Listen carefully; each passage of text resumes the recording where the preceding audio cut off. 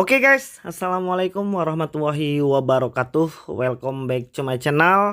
Apa kabar kalian semua seluruh subscriber setia yang hari ini masih tetap dengan setia memberikan supportnya kepada channel ini.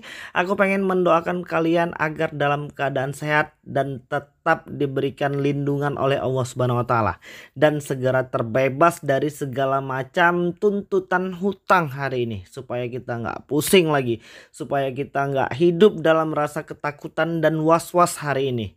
Oke, ini ada sebuah berita ya dari media elektronik suara.com. Dan di sini kisahnya beliau Mbak Kartika minjam uang itu awalnya 1,8 juta dan akhirnya membengkak menjadi 30 juta. Dan di situ kalian bisa melihat judulnya, pinjam 1,8 juta, wanita korban pinjol mau bunuh diri karena utang bengkak jadi 30 juta. Dan sebelum aku membacakan berita ini, aku pengen mengingatkan dulu kepada semua orang, kepada semua penonton video ini, agar segera menutup rapat-rapat semua pemikiran yang mungkin bisa membahayakan, merugikan diri sendiri, orang lain, dan orang-orang yang kita sayangi. Apapun hari ini permasalahan kehidupan kita, sudah pasti ada solusinya. Dan Tuhan tidak akan memberikan cobaan di luar batas kemampuan hambanya. Oke, langsunglah lanjut. Kita juga pengen tahu apa sih sebenarnya isi cerita dari media elektronik suara.com ini. Oke, ini dia suara.com. Kartika Sari tak menyangka bahwa dirinya menjadi salah satu korban yang terjerat pinjaman online. Wanita asal Surabaya, Jawa Timur ini mengaku awalnya meminjam uang di aplikasi pinjol sebesar 1,8 juta dan kini total utangnya mencapai 30 juta lebih. Kondisi tersebut membuat Kartika harus berhadapan dengan para penagih utang. Dia mengaku setiap hari diteror oleh para debt collector. Tentunya dengan ancaman dan kata-kata kasar ke nomor pribadi WhatsApp-nya. Semua debt collector pinjol dari pagi sampai malam selalu menghubungi saya dengan kata-kata yang menakutkan, meresahkan, dan jujur membuat mental saya down. Saya sempat berpikir ingin mengakhiri hidup saja, kata Kartika saat dihubungi suara.com. Padahal, kata Kartika, dirinya sempat mengadu ke sejumlah pihak terkait masalah ini, bahkan ke Presiden Joko Widodo, hingga para menterinya sudah dihubungi dirinya, namun tak ada balasan sedikit pun.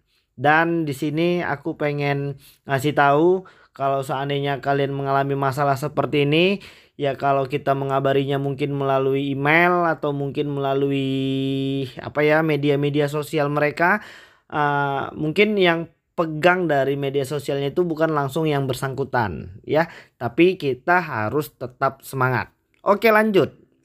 Di sini Kak Kartika mengatakan, saya sudah coba membuat pengaduan ke Gubernur Jatim, DPRD Surabaya, OJK, API, Kominfo, Pak Jokowi dan semua menteri, tidak ada tanggapan yang baik katanya. Jadi ya sebelumnya aku pengen mengajak berhusnudzon ya, dan mudah-mudahan dengan adanya video ini ya kalian bisa share ya kemana supaya mendapat tanggapan yang baik. Ya gue yakinlah pemerintah hari ini masih tetap mengkoordinir ya semua aplikasi pinjol, dan ini mungkin bercampur, ada aplikasi pinjol yang ilegal juga ada yang legal, dan hari ini juga banyak pengaduan dari teman-teman yang legal sekalipun kadang-kadang gaya penagihannya seperti ilegal ya kan. Dan lanjut ya, hingga akhirnya Kartika Sari mengirimkan sebuah surat elektronik kepada redaksi suara.com pada hari Minggu, di mana dirinya meminta tolong agar masalahnya bisa didengar oleh pihak-pihak terkait. Tolong bantu saya punya hutang pinjol dan saya tidak bisa membayar. Sedangkan semua debt collector menghubungi saya dengan kata-kata yang menakutkan, meresahkan, tulis Kak Kartika dalam surat elektroniknya tersebut. Sebenarnya nggak seharusnya saya kirim email seperti ini ya. Saya merasa lelah, kata Kartika. Saya berada dalam keputusasaan dan saya tahu ini salah saya, katanya. Jadi untuk teman-teman yang mengalami masalah seperti ini, jangan putus asa ya, kembali semangat karena semangat adalah salah satu kunci motivasi kita untuk bisa menyelesaikan semua permasalahan yang ada hari ini ya. Terus Kak Kartika mengaku bahwa mau membayar sejumlah utang pinjolnya tersebut. Tetapi karena dirinya terkena pemutusan hubungan kerja atau PHK gara-gara pandemi yang kemarin. Untuk kebutuhan sehari-hari saja dirinya mengaku serba kekurangan. Terus ya di sini Kak Kartika melanjutkan, gimana saya melunasinya sementara untuk mencukupi kebutuhan ekonomi saja pas-pasan. Sedangkan saya tidak punya barang berharga untuk dijual. Cerita Kak Kartika. Saat ini ungkap Kartika dirinya tersangkut pinjol dari 12 aplikasi. Total utang beserta bunganya mencapai 30 juta rupiah dari awal pinjaman 1,8 juta rupiah pada bulan November 2021 yang lalu. Banyaknya aplikasi pinjaman tersebut karena Kartika menarik pinjaman utang untuk membayar utang ke aplikasi lainnya alias tutup lobang gali lobang. Dan aku tak pernah bosan ya untuk mengingatkan semua subscriber untuk berhentilah gali lobang tutup lobang. Kalau hari ini masih punya hutang, masih didesak-desak buat bayar, putuskan saja untuk bersabar ya. Putuskan saja untuk benar-benar pasrah pada keadaan kita hari ini. Jadi jangan lagi mikirin gengsi, malu, jangan lagi takut kalau kita disebar data. Hari ini sebar data itu sudah menjadi hal yang biasa dan cara kerja mereka itu masih begitu-gitu saja. Jadi kita yang memang harus menyimpulkan, ah udah deh gua pengen fokus aja sama kehidupan pribadi, fokus cari uang, fokus pada kesehatan, keluarga, pekerjaan dan yang lainnya. Mudah-mudahan nanti ketika ada rezeki kita akan bayar semua utang-utang itu. Jadi jangan lagi gali lubang tutup lubang seperti ini ya. Karena masalahnya sudah pasti nambah. Hitung-hitungannya sudah pasti rugi. Jadi bersabar sajalah. Apapun hari ini yang terjadi, ingat ya, kalian tidak sendiri. Banyak orang-orang sebelum kalian sudah bisa menyelesaikan semua permasalahan ini dengan baik. Sudah bisa hidup aman dan nyaman. Tinggal fokus cari uang, nanti ke depannya langsung kita bayar. Gue yakin 99,99% dari subscriber gue ini adalah orang-orang yang baik. Adalah orang-orang yang pengen menyelesaikan semua permasalahan utang yang ada hari ini. Hanya saja kondisinya hari ini ya kita sama-sama tahu ya.